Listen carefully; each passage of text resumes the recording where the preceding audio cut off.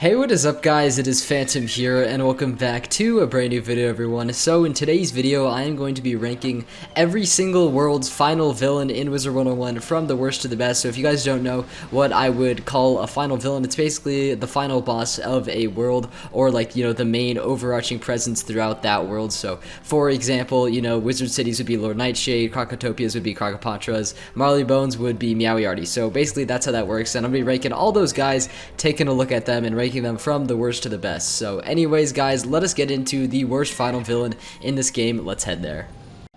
Did anyone else think it was weird to have the Jade Oni as the final presence that you fight in Mushu? Dude, I don't know, something about this battle just never really did it for me. Essentially, if you guys don't know, we fight a couple Onis in Mushu, so honestly, this final battle kind of just felt really repetitive to me. The Jade Oni doesn't really have much of a personality. I just realized how, I actually just realized how low textured he really is, wow. Okay, but the Jade Oni, I mean, as a villain, like, he's just the strongest Oni, that's really all I can say about him. He doesn't really have any personality, he doesn't really have any characteristics that set them above the rest, and the whole battle itself and just the Onis, honestly, really repetitive by the end of it. I think we fight like, what, three different Onis before we fight him, so there's really nothing special that I can say about this guy. I think the story behind like the Onis are, essentially they're like Japanese demons who can take control of like other people's bodies, which I guess is what this one did to the fair emperor here when we cured him. Basically, blah blah blah, cleansed this spirit, this guy popped out, and then we fought him. That's literally it. That's literally all we did here. I don't know why, but this has just never really stuck in my head as something memorable, just as like a memorable point in the game. And the Jade Oni, God, Jesus, fuck, I'm stuttering. But the Jade Oni is just, he's just not it for me. He's just not it for me. There's nothing really too special about him, except he's a semi-strong boss, I guess, in Mushu for the level that you come in at. But overall, just not a very good villain overall, and I just said overall twice. Huh, interesting. Guys, give me a break. I haven't, like, recorded a video in, like, a week, okay?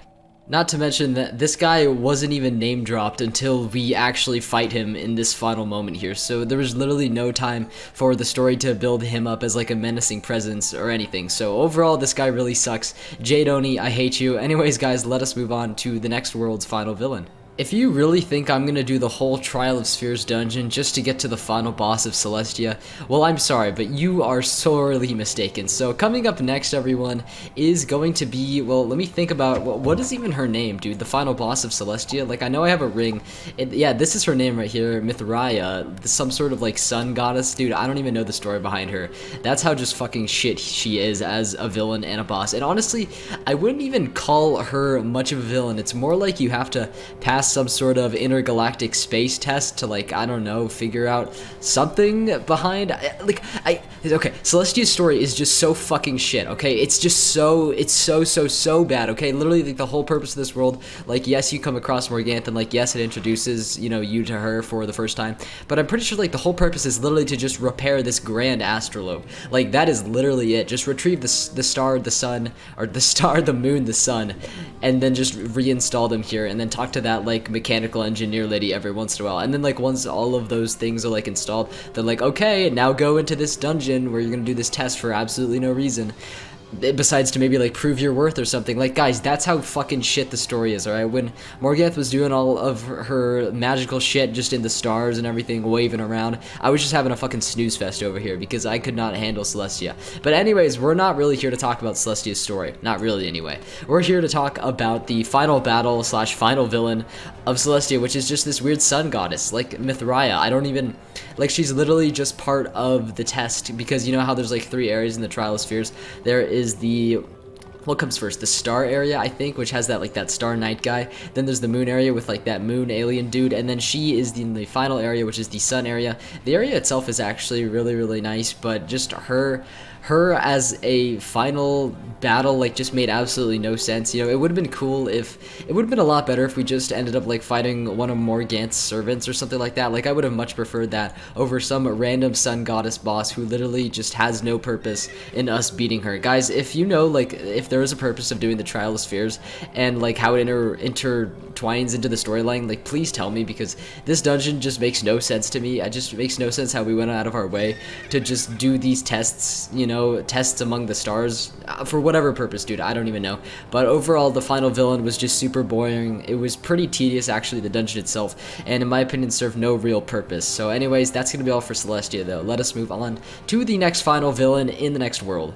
For all the hype that was built around the Pendragon and Avalon, and to have him just not end up actually being the final boss for Avalon just makes literally no sense to me, and I really don't know why King Zal did it. So if you guys don't know, if you haven't done Avalon yet, the final bosses are actually this black and white dragon here. This isn't even the final dungeon or anything. This is actually just like an area that you can come into in the Crystal Caves here, just right around here to the Dragon's Den.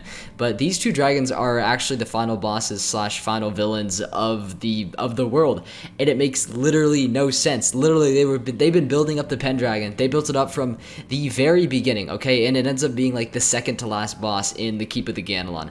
It makes no sense whatsoever. But then you get to the final boss, which is these guys. The final battle is extremely uneventful. These guys don't even cheat. They're both just super easy to beat and everything. There's no real story behind these guys whatsoever. They're literally just two random dragons that are just fucking nibbling on Mother Oak's roots. It just doesn't make any sense, you know, as to why these guys are the final bosses. I don't know. And then you gotta like collect their venom to cure King Artorias, who was actually the Pendragon the whole time. And you know, it would have been a really epic conclusion if we killed the Pendragon as, you know, the final boss of Avalon, and then he ends up being Artorias all along, and then boom, the final boss is defeated, then we have the Pendragon back. But no, we gotta take a detour at the very end to beat these guys and collect their venom.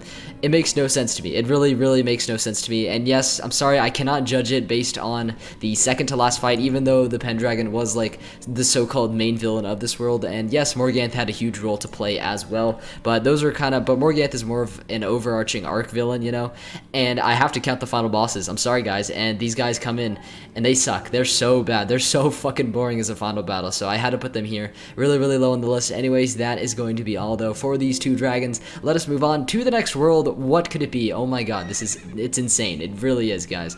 Oh my, I have issues, dude. During the epic conclusion of Zafaria, we end up beating up Morganth's pets.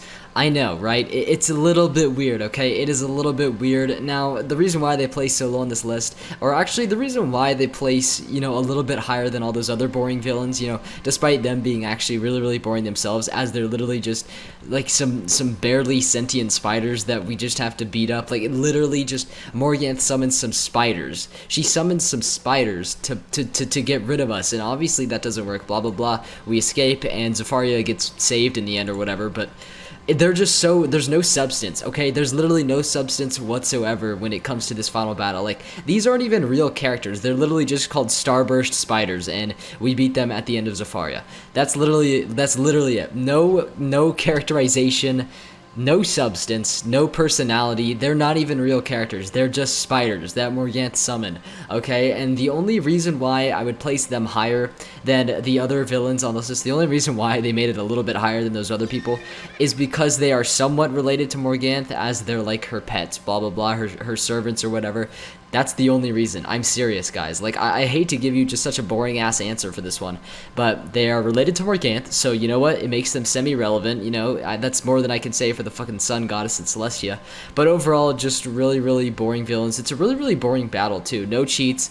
They're all Storm. It's just not a fun time. It's really not a fun time, and it really kind of sucks because Mirror Lake itself is actually a really cool final dungeon, but the final battle is just so anticlimactic. Like, why spiders? Like, we fight so many spiders throughout the course of, like, it just doesn't make any sense to me. Anyways, that's all for Zafaria though. Let us move on to the next world. I'm gonna get away from here because Mirror Lake sounds are actually really annoying me.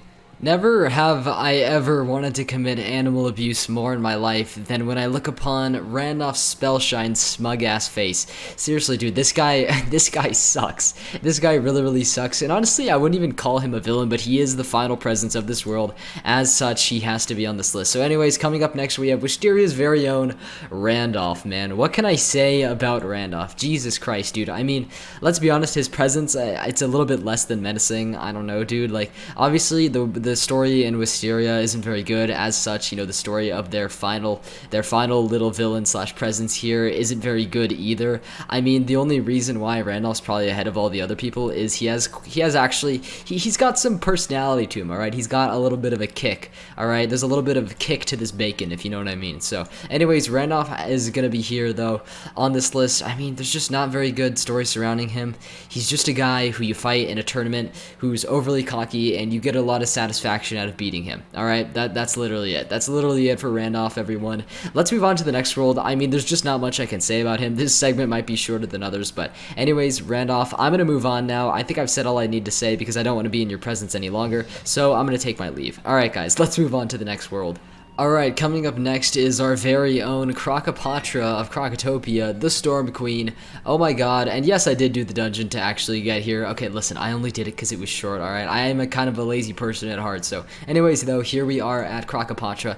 Now, I'm not gonna lie, you know, she is at like a mid-tier spot on this list, so really they did not do a bad job really introducing her. I think her presence was somewhat menacing. Besides, I think the lipstick on the snout, I think that kind of rubs me the wrong way a little bit if I do say so myself, but honestly, the whole build-up to Crocopatra, you know, and the Croconomicon, and just the Temple of Storms in general, I think really worked well for kind of a lower scale world that Crocotopia really was, and honestly, I thoroughly enjoyed the build-up leading up to Crocotopia, or Crocopatra, and then finally just beating her in the end, only to find out that the Croconomicon was shipped somewhere else. So I think, you know, the storyline behind her is not too bad. It had a decent build-up here with Crocopatra, so anyways, she has to come as an okay spot on this list. So anyways, guys, that's gonna be all though for Crocopatra. Jesus Christ, I get like so messed up. I get my words so jumbled up when I say Crocotopia or Crocopatra. So anyways, that is it for Crocopatra. Let's move on to the next world. Alright, coming up next, we have the infamous Lord Nightshade as the next final villain on this list, guys. And honestly, dude, I love this guy. Like, he is always going to be one of my favorites, even though he's just so simple. He's always going to be a classic in my heart. And honestly, that is one of the main reasons why he is so high on this list, dude.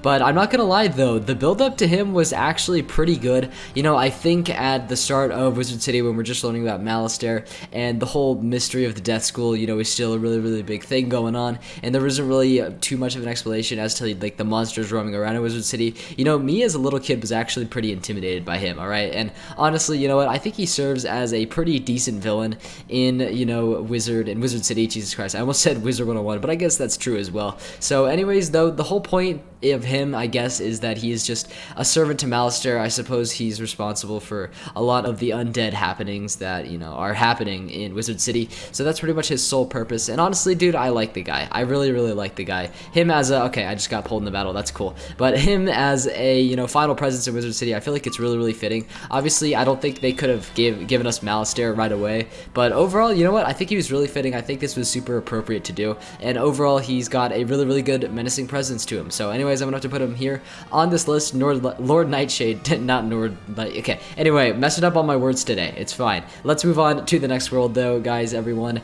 Yeah, I'm just gonna kill him real quick. Okay, let's move on. Coming up next on the list, we have Marleybone's very own meowiarty. And like I said before, if you think I'm doing the whole Big Ben dungeon just to show you guys one character, you are sorely mistaken. But I will put pictures of the villains up on screen, don't worry, guys. But yeah, anyways, I've probably already done that in the editing. So anyways, though, we are talking about meowiarty today, okay? Man, what can I say about him? He is just a stellar villain, I think, through and through. Definitely one of the best in the Firth arc, maybe even second to Malistaire. Seriously, this guy is very, very awesome. So if you don't know the story behind meowiarty, or if you haven't done the world of Marleybone yet, basically it's like a whole high-speed chase, really, to get him.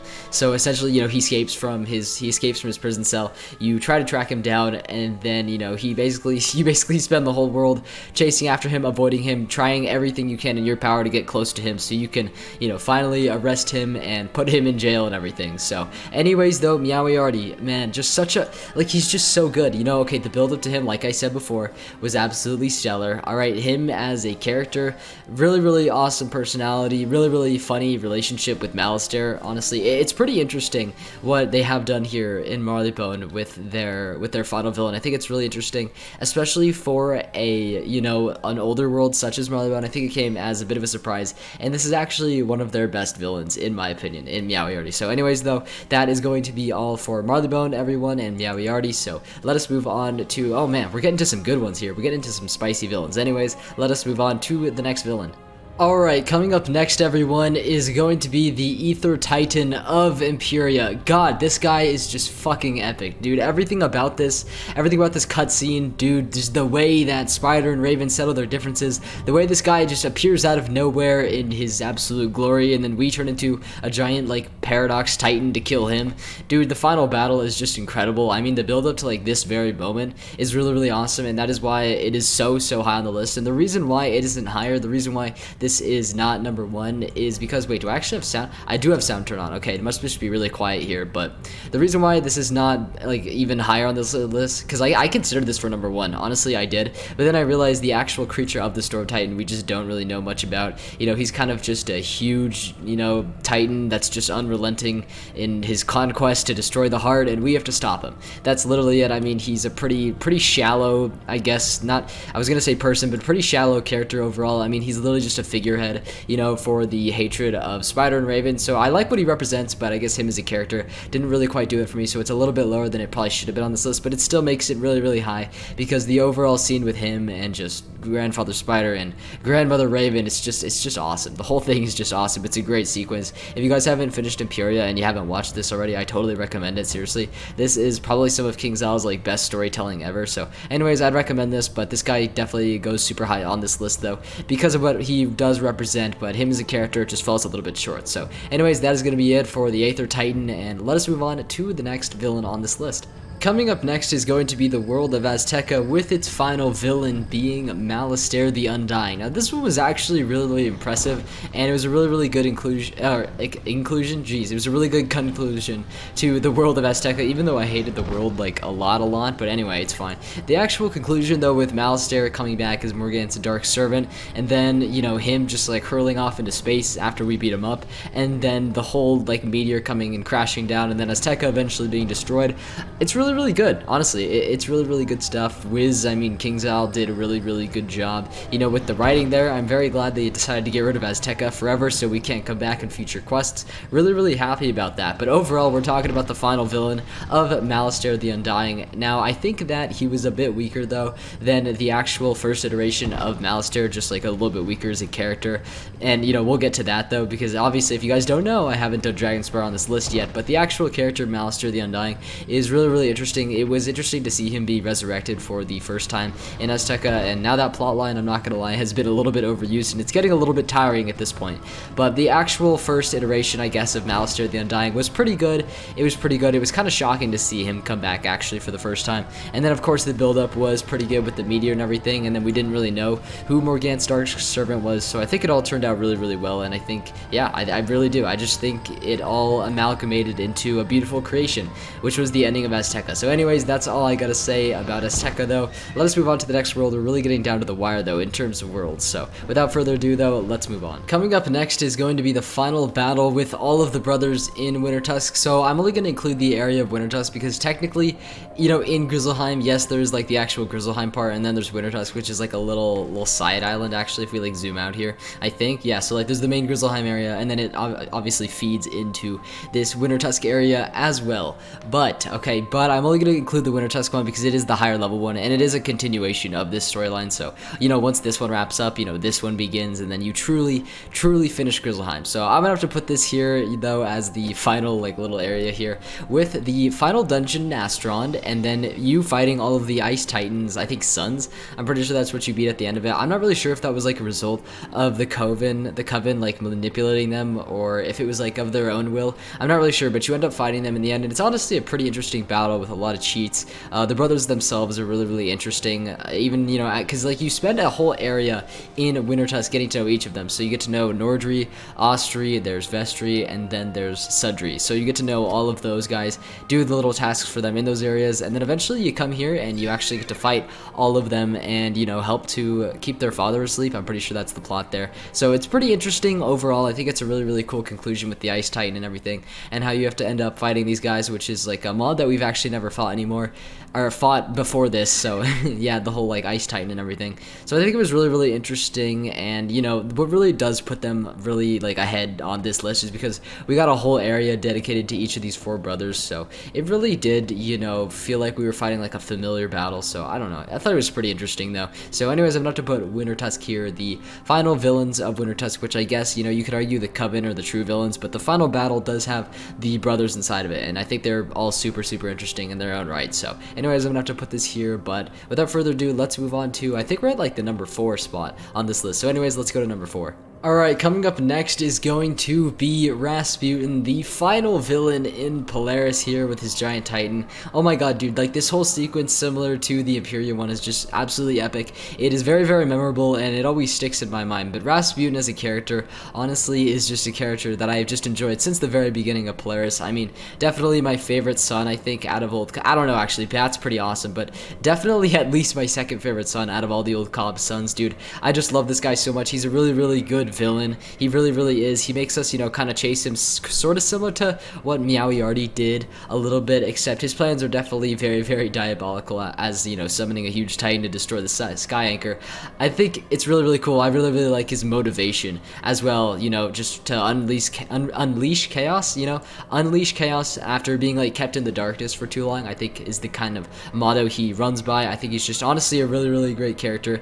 That's kind of why I had to put him high on this list. Like, he just throughout Polaris, you know, he actually like annoys me, you know what I mean, but like in a good way, as a villain, like as a nagging, unrelenting villain. He very much annoys me in that aspect, but it's also one of the aspects that I love about him the most. I really, really liked his plan, and just the whole plot line behind Polaris is what made it like such a good world, and he was like an integral piece of that. So anyways, that's all I really have to say about Rasputin though, and of course all of this contributes to the epic conclusion with the Titan, you know, destroying part of like the sky anchor and everything. It's just really, really cool. It's just really, really cool. I like it a lot. So anyways, Rasputin, I love you. I'm gonna go now though. I'm gonna move on to, I think, the top 3.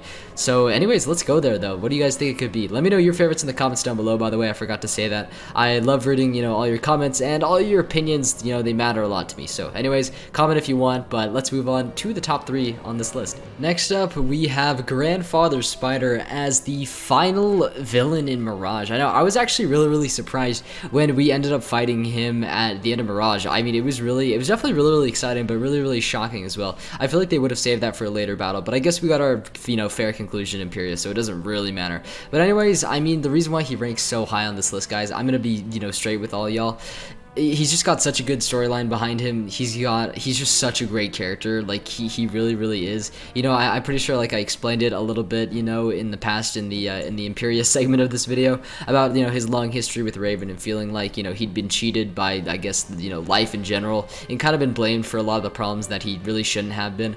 Just a really, really great storyline, really, really solid behind him, and just the fact that we get to fight him, you know, in these, at least I think it's this Sands of Time in particular. If you guys don't know, I am in the Sands of Time, but I think it's this sand area in particular which we get to fight him. But anyways, he is right here though, and just in all his glory, man. Just look at this man. Look at this man. He's absolutely awesome. So anyways, I have to put him here though, because he is just one of the best villains in this game overall. And I mean, hey, he is the final battle of Mirage though, so you know, I guess that worked out pretty well. Well for him, and that is why he is number, I think, 3 on this list. So anyways, there are 2 worlds that are higher, or 2, I keep saying worlds because I guess like these guys really do relate to the world that they're present in, but there's 2 villains left. So anyways, this guy though, he comes to number 3. He's absolutely awesome. All right, but anyways, without further ado, let us move on to the top 2. Coming in at the second best villain in the game is going to be Morganth. I'm sure, you know, a lot of you are not surprised by this ranking whatsoever, and you know, a lot of people probably thought it'd be at the number 1, but I'm sorry it did not quite make the cut for number 1. But Morganth is by far one of the best one of the best final villains, guys, in this game. She is awesome, okay, and I don't even think I need to explain why. Like, I mean, I will anyway, but I don't even think I need to, because she's just like that famous of a character in this game. Okay, so anyways though, I don't think I even need to explain the amount of buildup, right, that it took for us to reach her. I mean, Jesus Christ, like her whole arc was a fucking climb, dude. It was a fucking climb. She is one of the best written characters in this entire game. Her storyline is so good, and it's honestly crazy how much we get to know her and her plans and just her memories and everything. It's actually just insane, seriously, and it really does pay off in this epic conclusion. And then she eventually falls through the glass, and then she dies, I think, at least. We actually don't really see her die, but maybe that's a theory for another day. But Morganthe, though, just one of the most satisfying arcs, just a really great conclusion, though. And then, of course, just her as a villain is just amazing. Like, she's caused so much fucking damage in this spiral, you know, so much that we have just had to at least attempt to undo. You know, it's honestly crazy, like, the impact that she has had, and it will definitely be remembered forever because she's just that great of a character. No one's ever gonna forget about Morganthe, you know what I mean? So anyways, though, that is it for Chrysalis's final villain, Morganthe, just one of the best in this game. Anyways, I'm pretty sure y'all know who number 1 is by process of elimination. So anyways, without further ado, though, let's head there. And last but certainly not least, we have the villain of Malistaire, the final villain in Dragonspire. Oh my god, like, this guy just as iconic as Morganthe, probably actually even more so. If you guys, you know, have watched some of my previous videos, you will know that Malistaire is just my favorite villain in this game. I mean, he just always will be. I've mentioned before that he's always going to hold that special place in my heart that I don't think anyone else could really replace easily, at least. So Malistaire comes in at the number 1 spot, guys. I mean, this guy is just, like, he's just so iconic, alright? You know you have an iconic villain when he comes back like 3 more fucking times, right, in this spiral, and then eventually becomes like a repetitive character that King Zal milks over and over, but that's because he's just that good. He is just that good. But this is my favorite iteration of Malistaire, though. The one that we meet in Wizard City all the way up until Dragonspire is just always going to be my favorite. You know, the actual just human form, you know, of Malistaire, the raw Malistaire, is always going to be the best in my opinion. Definitely the best villain, I think, ever in this game. Dude, motivated by his wife's loss to do maniacal, crazy things, and just we got to take him down, though. You know, our mission, we got to stop him. I just think the whole thing works so well for the first arc, and the whole thing is just amazing. Like, you just can't beat it. It's just a classic, right? He's always going to be a classic. He's always going to be an icon of this game, and that is really, in essence, why I put him at the number 1 spot. But anyways, guys, that is going to be all from me from this video. If you guys liked, I would consider, you know, leaving a like. You know, it really does help me out, and I do appreciate it. And make sure to subscribe if you did enjoy and you're looking forward to future content so you could be notified. You want to hit that bell, you can as well. I don't really pressure people to do that, but if you can, then, you know, you probably should, and if you want to, that is. So anyways, though, I'm messing up on my words, so I'm going to end this video before my illiteracy, you know, gets out even more. So anyways, though, that's going to be it for me. I will see you guys in the next video or stream, whenever that may be. Jesus, I'm bad at talking. Anyways, though, guys, enjoy the rest of your day. Take care, and peace out.